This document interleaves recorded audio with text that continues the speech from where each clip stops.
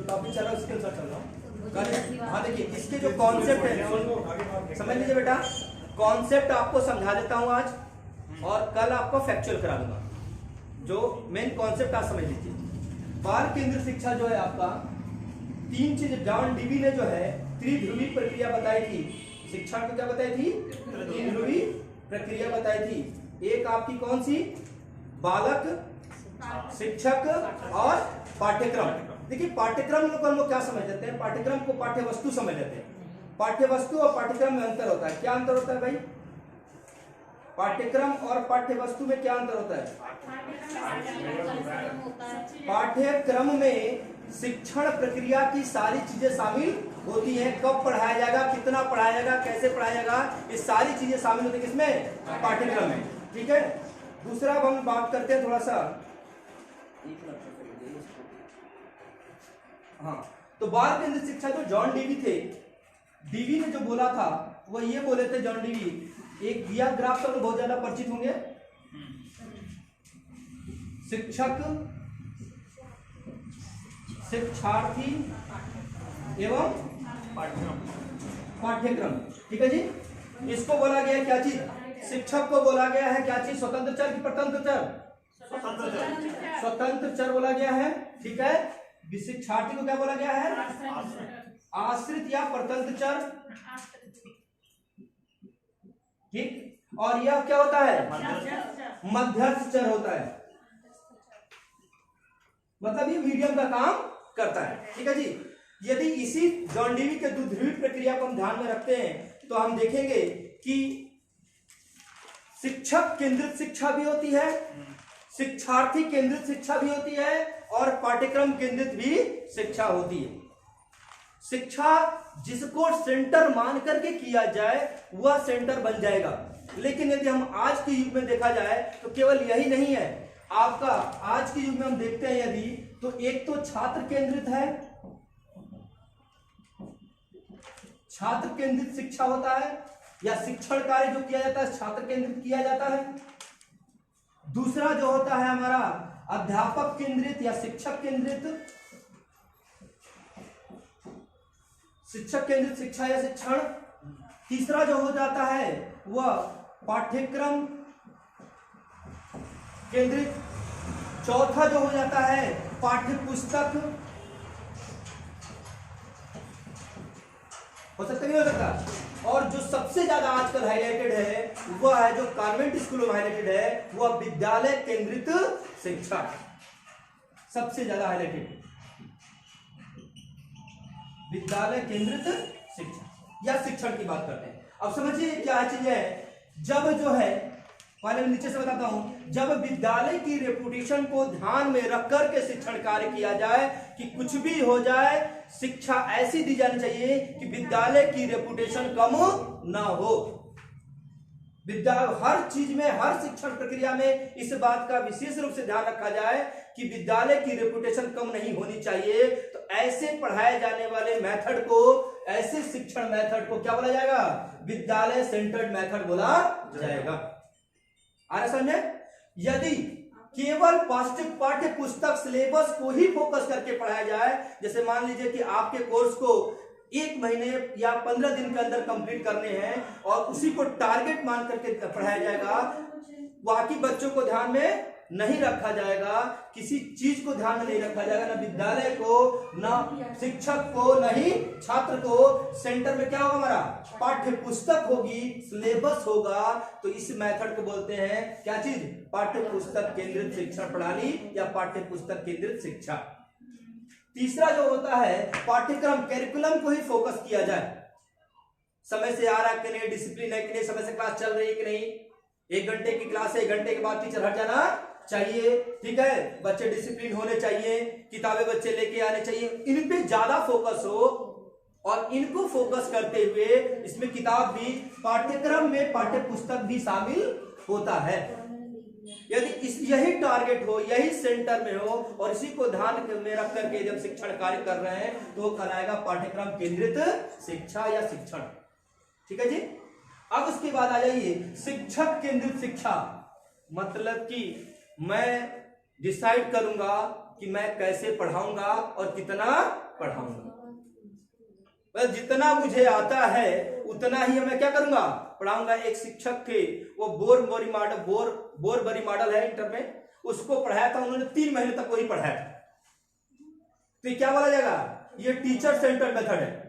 मान लीजिए मनोविज्ञान आता है और ज्योग्राफी मुझे बहुत अच्छी आती है, तो मैं मनोविज्ञान के साथ साथ क्या पढ़ाऊंगा, ज्योग्राफी पढ़ाना शुरू कर दूंगा आपको। मतलब डिपेंड किस पे करता है, शिक्षक पे। हायर एजुकेशन पे टीचर सेंटर मेथड बहुत बेस्ट होता है। हायर एजुकेशन पे बोला जाए टीचर सेंटर मेथड क्या होता है, बेस्ट होता है। लेकिन बाल शिक्षा, चाइल्ड एजुकेशन की बात करते हैं, चाइल्ड लेवल पे यदि किशोरावस्था तक यदि शिक्षण कार्य किया जाए तो ध्यान रहना चाहिए आपको कि आपको छात्र केंद्रित शिक्षा होनी चाहिए। ठीक है जी। तो ये इनको थोड़ा सा समझ लीजिए। शिक्षक केंद्रित शिक्षा का मतलब वही है जिसमें शिक्षक स्वयं डिसाइड करे कि हमको कैसे पढ़ाना है, कितना पढ़ाना है, किस लेवल तक बच्चे को पढ़ाना है। अब इस शिक्षण प्रक्रिया का अच्छाई क्या है, हो सकता है शिक्षक आपका अच्छा सोच रहा है तो वो वही चीज पढ़ाएगा जो एग्जाम में आने की संभावना है। और ये भी हो सकता है, इसकी खराबी ये हो सकती है कि शिक्षक यदि केवल अपने अनुसार ही पढ़ा देगा, ये जो उसको आता है वो पढ़ा दिया, जो नहीं आता है उसको क्या कर दिया, किनारे कर दिया, तो इससे क्या हो सकती है, शिक्षण प्रक्रिया बाधित हो सकती है या उसका उद्देश्य पूरा नहीं होगा। आ गया। अब मेन जो आपके सिलेबस में है वो है छात्र केंद्रित शिक्षा। किशोरावस्था तक बाल मनोविज्ञान के अंतर्गत ही हम इसको पढ़ते हैं। बाल मनोविज्ञान के अंतर्गत छात्र केंद्रित शिक्षा सबसे महत्वपूर्ण शिक्षा का मेथड है और इसी को फोकस किया जाना चाहिए। आइए आगे बढ़ते हैं, इसके देखते हैं। ये समझ में आ गया आपको। विद्यालय केंद्रित मतलब विद्यालय की रेपुटेशन को ध्यान में रखकर किया जाना वाला शिक्षण। पाठ्यपुस्तक मतलब केवल सिलेबस को फोकस करते हुए पढ़ाना। पाठ्यक्रम का मतलब जो है सिलेबस प्लस जो है एनवायरमेंट को ध्यान में रख करके पढ़ाना। और शिक्षक केंद्रित मतलब शिक्षक अपने अनुसार जो शिक्षा कार्य कर सकता है। अब मेरा मन करा मैं लेक्चर मेथड देकर चला जाऊंगा, नोट नहीं कराऊंगा, तो क्या है, लेक्चर मेथड क्या है, टीचर सेंटर्ड मेथड है, जो हायर एजुकेशन पे वैलिड होता है। क्यों, क्योंकि वहां के बच्चों का, जो हायर एजुकेशन में बच्चे होते हैं वो क्या होते हैं, अमूर्त चिंतक होते हैं। यदि किसी की बात कर रहे हैं, मान लीजिए कि मैंने बोला कि एक लड़की है, मैं बोल रहा हूं लड़की है जो ऐश्वर्या राय की तरह उसकी आंखें हैं, कैटरीना कैफ की तरह लंबी है, सबका एग्जांपल दूंगा, तो इमेज बना करके एक जो है इमेज बना लेगा, इस टाइप की लड़की है। आ समझे। लेकिन हमारा जो किशोरावस्था का बच्चा है, जो बाल्यावस्था का बच्चा है, जो शैशवावस्था का बच्चा है, वह अमूर्त चिंतक उतना नहीं होता। किशोरावस्था में थोड़ा थोड़ा आ जाता है, अमूर्त चिंतक किशोरावस्था में आ जाता है, जो कल्पना आ जाती है। लेकिन बाल्यावस्था में यह बच्चे के अंदर उतना अमूर्त चिंतक नहीं होता है। तो कॉन्सेप्ट वो आपको डेमो देना पड़ेगा, डेमोन्स्ट्रेट करना पड़ेगा, मॉडल लाना पड़ेगा। इसे देखिएगा, आप यूनिवर्सिटी लेवल पे मॉडल का ज्यादा उपयोग नहीं होता है, लेकिन प्राइमरी लेवल की जब हम बात करते हैं, आप शिक्षक आप बीटीसी बीएड की ट्रेनिंग करते हैं तो आपको क्या होता है, मॉडल बनाने पड़ते हैं, क्रिएटिविटी दिखानी पड़ती है, ताकि बच्चे उसे क्या करें, अट्रैक्ट करें। ठीक, आ जाते हैं आगे इसको। अब हम आ जाते हैं मेन मुद्दे पे, कौन सा हमारा, छात्र केंद्रित शिक्षा। छात्र केंद्रित शिक्षा है क्या चीज, जनरली ये क्या है, बच्चे के अनुसार शिक्षा, चाइल्ड क्या होता है, बच्चों के उद्देश्यों को ध्यान में रखते हुए। कभी भी हम लोग जनरली पढ़ लेते हैं या जनरली बोल भी देते हैं कि बच्चे के अनुसार दी जाने वाली शिक्षा। तो बच्चा क्या बोलते हैं, बच्चा चाहेगा क्या पढ़ना, बच्चा पढ़ना चाहेगा तो उसके अनुसार देंगे तो क्या करेगा, वो पढ़ना नहीं चाहेगा। तो छात्र केंद्रित शिक्षा का मतलब होता है बालक के सभी आयामों को ध्यान में रखकर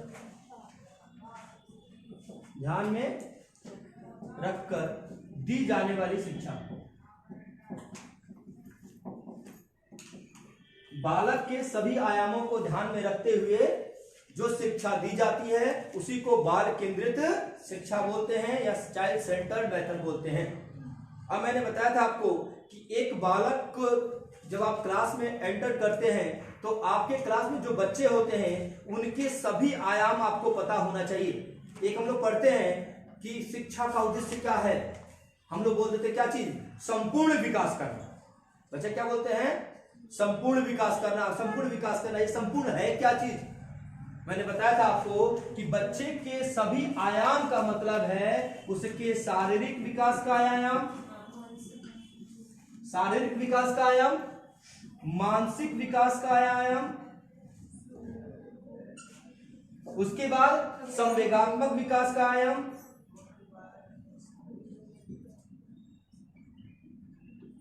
उसके बाद आपका क्रियात्मक विकास, या इसी को क्या बोलते हैं, या इसी को क्या बोलते हैं हम लोग, मनोगत्यात्मक विकास का आयाम। इससे पहले एक सामाजिक छूट गया, सामाजिक लिख लीजिएगा, सामाजिक विकास का आयाम। और सामाजिक विकास में ही भाषाई विकास होता है।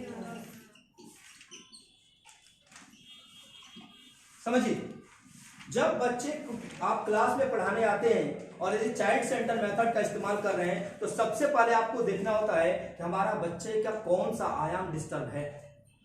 हो सकता है कि बच्चे का शारीरिक आयाम ही क्या हो, डिस्टर्ब हो, कुपोषित हो सकता है बच्चा जो है प्राइमरी लेवल का बच्चा है, हो सकता है वो उसकी स्वास्थ्य सही नहीं हो, और जब स्वास्थ्य सही नहीं है तो क्या उसका मानसिक विकास कर पाएंगे आप? संभव नहीं है, क्योंकि सभी विकास के आयामों का आधार आयाम क्या होता है, शारीरिक विकास। तो आपको बच्चे का स्वास्थ्य देखना है। फिर मैंने आपको एक चैप्टर पढ़ाया था व्यक्तिक भिन्नता हो, पता होना। हर बच्चे का अपने एक एक आयाम को लेकर के क्या होता है, व्यक्तिक भिन्नता पाई जाती है। तो हर बच्चे में क्या कमियां हैं, क्या अच्छाइयां हैं, कौन सा आयाम विकसित हो चुका है, कौन सा आयाम उनका क्या है, डिस्टर्ब है, इसको ध्यान में रखते हुए शिक्षण कार्य किया जाना चाहिए। इसीलिए देखे होंगे कि प्राइमरी लेवल पे कोर्स की बाउंडेशन नहीं होती है।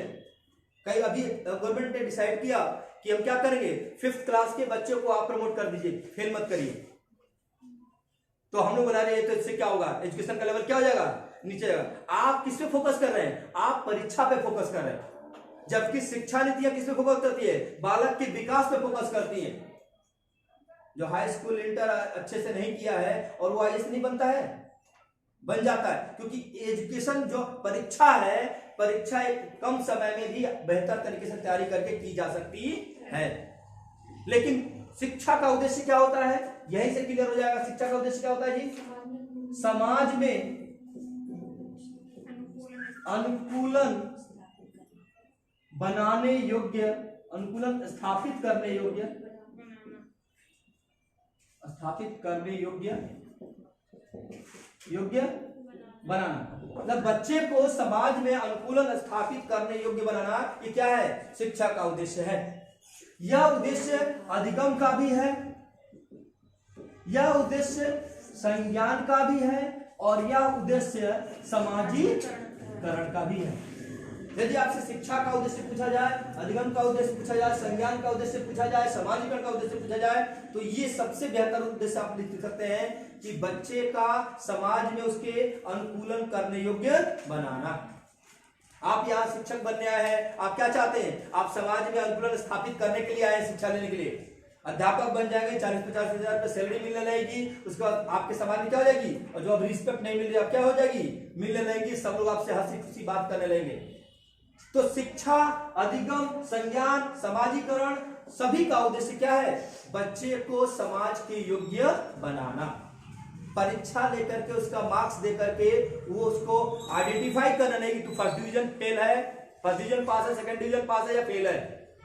शिक्षा का कभी उद्देश्य यह नहीं है। तो जब भी आप चाइल्ड सेंटर मेथड का इस्तेमाल कर रहे होते हैं, आपको ध्यान में रखना है कि बच्चा समाज में स्टैंड नहीं कर पा रहा है, उसके लिए हम कितना मेहनत करें। उसके व्यक्तिगत भिन्नता को ध्यान में रखें, पहली चीज। दूसरे, उसके आयामों को देखें, क्या बच्चे का शारीरिक विकास प्रॉपर हुआ है, नहीं हुआ है, उससे संबंधित जैसे योगा चलाना, ये भी क्या हो जाएगा, योग क्लासेस शुरू करना क्या हो जाएगा, चाइल्ड सेंटर मेथड है कि नहीं है। योगा शारीरिक विकास को करेगी, बीच बीच में खेल विधि से सिखाना शारीरिक विकास को बढ़ावा देता है। उसके बाद मानसिक विकास, तो आप उसके लिए तो आपको ठीक किया गया है। प्रीवियस चैप्टर हम लोग क्या पढ़े थे, अभी सामाजिकरण ही पढ़े थे। तो सामाजिकरण समाज के मूल्य मानदंडों को नहीं सिखाएंगे, इसीलिए बोला जाता है जब जहां आप पढ़ा रहे होते हो तो वहां की लोकेलिटी में जो मूल्य और मानदंड है वह आपको पता होना चाहिए, ताकि वह बच्चे को आप उसी के अनुसार सिखा सके। ठीक है, दीपावली कैसे मनाई जाती है, होली कैसे मनाया जाता है, ये सब चीजें बच्चे को बेहतर तरीके से बताएंगे। जब वो घर में जाकर के उसको अरेंज तरीके से करेंगे तो घर वाले खुश हो जाते हैं कि बच्चा मेरा स्कूल जा रहा है, कुछ सीख रहा है। इसीलिए मातृभाषा को क्या किया गया है, प्राइमरी लेवल पर रखा गया है कि प्राइमरी लेवल पर मातृभाषा से सिखाया जाना चाहिए। उस दिन हम लोग चर्चा कर रहे थे कि सामान्यतः सभी पोस्ट जो गवर्नमेंट की पोस्ट होती है उसकी नियुक्ति कहां होती है, अदर स्टेट में की जाती है सामान्यतः, लेकिन शिक्षक ही एक ऐसा है जिसकी नियुक्ति उसके गांव में भी हो सकती है। क्यों? क्योंकि वह बेहतर तरीके से जानता है कि हमारे समाज के मूल्य और मानदंड कैसे हैं और हमारे बच्चे सीखते कैसे हैं, हमारे बच्चों की समस्याएं क्या होती हैं। इसीलिए शिक्षक की नियुक्ति उसके गांव में भी की जा सकती है। तो चाइल्ड सेंटर मेथड में आपको देखना है कि उसके सामाजिक विकास हो रहा है कि नहीं हो रहा है, जो समाज के मूल्य और मानदंड उसको बच्चा सीख रहा है कि नहीं सीख रहा है। भाषाई मातृभाषा का सहारा लेकर के सेकेंडरी लैंग्वेज को आप सिखाइए। मातृभाषा में बच्चा व्यक्त करे तो उसको बोलो चुप हिंदी में बोलो, इंग्लिश में बोलो। फाउंडेशन होता है कि नहीं कन्वेंट स्कूलों में, तो फाउंडेशन नहीं लगाना चाहिए, हाँ उसके माध्यम से सेकेंड लैंग्वेज को सिखाया जाना चाहिए। लेकिन बच्चा अपनी अभिव्यक्ति मातृभाषा में कर रहा है तो उसको स्वेच्छा से स्वीकार करना चाहिए। नेक्स्ट आते हैं संवेगात्मक विकास की बात करते हैं तो बच्चे जो है 14 प्रकार के संवेगों की बात किसने किया है, मैकडूगल ने कहा है। तो मैकडूगल जो 14 प्रकार के संवेग हैं उनका सही रूप से विकास करना भी आपका कर्तव्य है। बच्चा अचानक गुस्सा कर जाता है, उसके कारण जानिए क्यों गुस्सा करता है, कोई बात है, घर में झगड़ा हुआ है, क्या हुआ है, ये पता करना आपका कर्तव्य है। समझा रहा है, संवेगात्मक विकास। उसके बाद बात करते हैं क्रियात्मक विकास या मनोगत्यात्मक विकास को सामान्यतः कौशल विकास बोला जाता है। क्या बोलते हैं, कौशल विकास। शब्द को समझिएगा, मेन हमें आयाम की हम लोग बात कर रहे हैं। चाइल्ड सेंटर मेथड जब तक आयाम नहीं समझेंगे तब तक चाइल्ड सेंटर मेथड को नहीं समझ पाएंगे। तो बच्चे के अंदर कौशल का विकास हो रहा है कि नहीं, इसका आपको ध्यान रखना पड़ता है। ठीक है जी, स्किल। और मैंने बताया था कि कौशल विकास सभी आयामों का संतुलित मिश्रण है। मतलब शारीरिक स्वस्थता होनी चाहिए, मानसिक रूप से बच्चा स्वस्थ होना चाहिए, संवेगात्मक रूप से संतुलित होना चाहिए, सामाजिक रूप से सामाजिकृत होना चाहिए और भाषाई बैलेंस होना चाहिए। जैसे मैं बोलता हूं कि मान लीजिए मैं शिक्षक हूं, स्किल कहते हैं किसी के अंदर आ गया, शिक्षक हूं मैं, तो शिक्षक का स्किल मेरे अंदर है, तो मैंने क्या किया है, शारीरिक रूप से स्वस्थ हूं तभी तो यहां खड़ा हूं।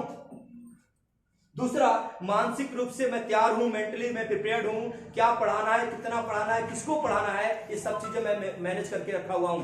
उसके बाद संवेगात्मक, कोई बच्चा कमेंट कर रहा है फिर भी कंट्रोल कर रहा हूं, गुस्सा नहीं करना। आप शिक्षक हो, आ रहा कि नहीं आ रहा, तो संवेगात्मक रूप से नियंत्रित है। उसके बाद सामाजिक रूप से घर से झगड़ा करके आए हैं लेकिन फिर भी क्या है, कंट्रोल है, मुस्कुरा रहे हैं बच्चों के सामने। संवेगात्मक रूप से क्या हो गए, नियंत्रित हो गए। उसके बाद सामाजिक रूप से ये ध्यान रखना है कि यहाँ के लोग, यहाँ के समाज का मूल्य और मानदंड क्या होता है, उससे बच्चा आहत नहीं होना चाहिए। कोई भी ऐसा सेंटेंस ना बोले जिसको क्या हो जाता है, उसका जो है सामाजिक अस्तित्व खतरे में आ जाए या उसका जो है सामाजिक क्षति हो।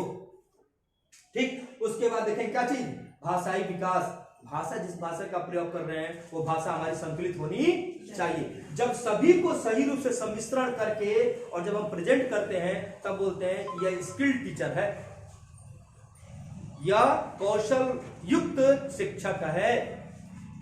समझा रहा जी, जो मैकेनिक आपने देखा होगा, कोई भी देखिए जो स्किल्ड है वो जब काम कर रहा होता है, जब उसका यह विकास कंप्लीट हो चुका होता है तो इस पे सब पे उसका क्या होता है, नियंत्रण स्थापित हो चुका होता है। तो बच्चे का मुख्य उद्देश्य आपका, जैसे पूछा जाए विकास की बात करते हैं तो अधिगम का मुख्य या शिक्षण का मुख्य उद्देश्य क्या है, क्रियात्मक विकास तक बच्चे को ले जाना। इस विकास तक हम बच्चे का ध्यान नहीं रख पाते, हम केवल किस पे फोकस रहते हैं, विद्यालय बच्चा आ गया तो किस पे फोकस है, मानसिक विकास हो, 40 तक पहाड़ा रट डाले, ठीक है, इसको रट डाले, कुछ भी कर डाले, चाहे कुपोषण का शिकार हो भले ही, तो हमें समय समय पर क्या चीज मेडिकल एडवाइजरी भी जारी करनी चाहिए और बच्चे को बताना चाहिए कि बेटा ये खाओगे तो सही रहेगा, ऐसे करोगे तो स्वस्थ रहोगे। तो ये हमें बताते रहना चाहिए। शिक्षक का बहुत बड़ा कर्तव्य है प्राइमरी लेवल पे। हायर एजुकेशन में तो आपकी रिस्पॉन्सिबिलिटी थोड़ी कम है, लेक्चर दिए और आप निकल गए, लेकिन प्राइमरी लेवल पे आपको बहुत ही संतुलित होना पड़ेगा, बहुत ही स्किल्ड होना पड़ेगा। चाइल्ड सेंटर्ड मेथड पढ़ाना अपने आप में एक कला है। मतलब आपके क्लास में यदि 20 बच्चे हैं तो 20 बच्चों का नेचर कैसा है ये आपको पता होना चाहिए।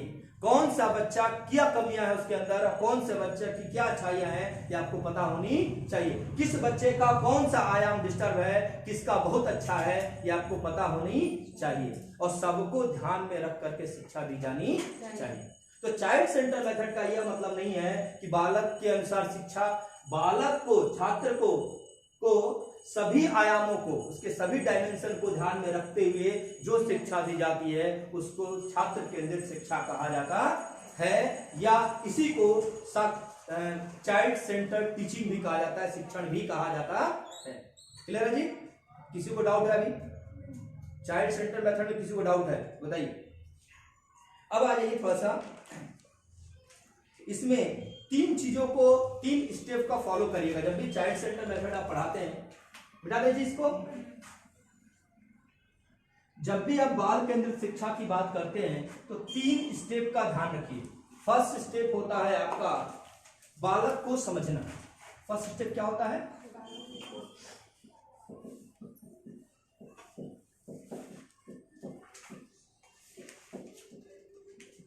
चरण की बात करते हैं तो सबसे पहले जब चाइल्ड सेंटर मेथड को लेकर के आप क्लास में एंटर करते हैं तो आप शिक्षक को सबसे पहले देखना है कि बालक को समझना।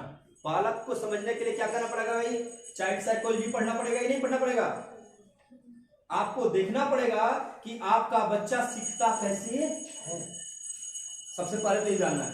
तो मैंने पहले ही पढ़ा चुका हूं विकास के सिद्धांत में। सबसे पहले शैशवावस्था का बच्चा कैसे सीखता है?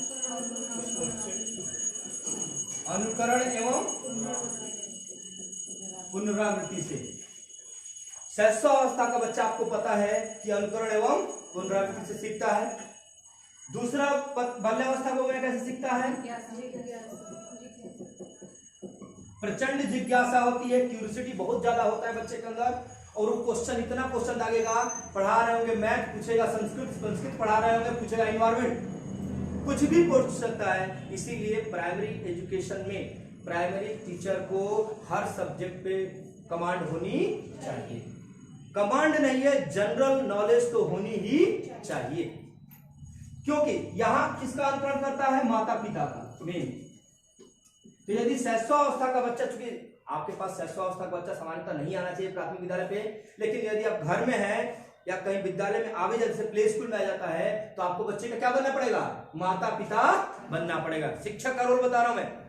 बाल्यावस्था में आपको गूगल बनना पड़ेगा। गूगल मतलब टीचर बनना पड़ेगा, अध्यापक ही बनना है। अध्यापक क्या करता है? कोई भी शिक्षक हम बोलते हैं तो क्या उम्मीद लगाते हैं? सामने अध्यापक गुरु जी हैं तो हम क्या सोचते हैं? इनको सब आता होगा। कुछ भी पूछेंगे, समाज की कोई समस्या, क्या करते हैं? वो टीचर है, पूछो, उनको पता होगा इसके बारे में।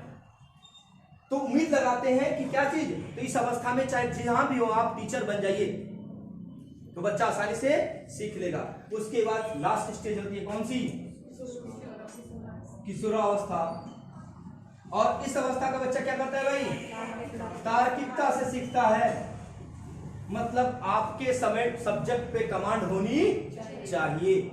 यहां जरूरी नहीं है, यार जनरल नॉलेज रखिए, यहां कमांड होनी चाहिए। क्योंकि यदि मैथ के टीचर से वह साइंस के क्वेश्चन नहीं पूछता है, ईवीएस के टीचर से वो मैथ का क्वेश्चन नहीं पूछता है, ईवीएस में ही डीपली पूछता है आपसे और लॉजिक ढूंढता है। जिस सब्जेक्ट को आप पढ़ा रहे हैं उसमें यदि आप लॉजिक देना शुरू कर दिए तो बच्चा आपका फैन हो जाएगा और आपको सीखना, सुनना, सीखना आप किससे शुरू कर देगा। और इस स्टेज में क्या बनना पड़ेगा? आपको मित्र बनना पड़ेगा। शिक्षक बन के रहेंगे तो काम नहीं चलेगा। लेकिन मैं बार बार बोलता हूं कि जब भी आप शिक्षक बने और किशोरावस्था के बच्चे को पढ़ा रहे हैं, चाहे वो हायर एजुकेशन की बात हो, चाहे उच्च प्राइमरी की बात हो, यदि जूनियर नहीं हम लोग मिलता है बच्चा, यदि जब मित्र बन रहे हो बच्चे को फील होना चाहिए कि आप उसके क्या हो, फ्रेंड हो, लेकिन आपको वो फीलिंग नहीं आनी चाहिए। आपको यह ध्यान में रखना चाहिए कि यह मेरा क्या है, स्टूडेंट है, छात्र है। समझ आ रहा है कि समझ आ रहा? तो आपको मित्र की तरह व्यवहार करना चाहिए, तार्किकता देंगे। अब हमें पता चल गया कि इस अवस्था का बच्चा मेरा क्या होता है, ऐसे सीखता है। बालक को समझने का पहला काम यही है, जो आप ऑलरेडी पढ़ करके जाते हैं, बीटीसी बीएड की ट्रेनिंग करके यही आप पढ़ के जाते हैं। अब हमें पता चल गया कि बच्चा सीखता कैसे।